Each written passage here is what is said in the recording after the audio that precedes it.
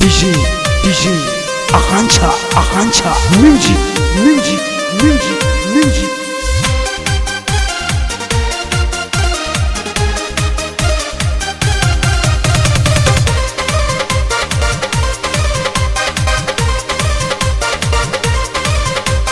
कहाँ बितवल ना कि रतिया कहाँ बितवल ना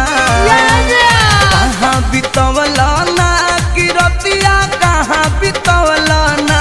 कि मोतिया मरलस कौन सवतिया रतिया कहाँ बितवल ना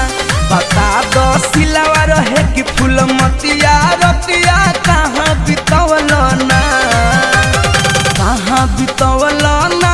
तू रतिया कहाँ बितवल ना कि मतिया मरलस कौन सवतिया रतिया कहाँ बितवल ना बता दो सिलावा रहे कि फूल मतिया रतिया कहाँ बितवल ना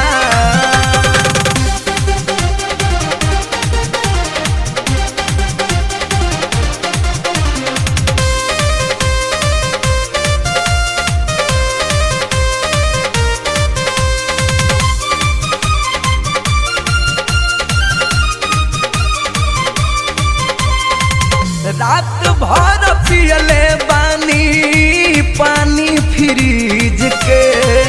अपने से ठंडा कोइले बानी अपना चीज के ए जी रात भर पियले बानी पानी फ्रिज के अपने से ठंडा कोइले बानी अपना चीज के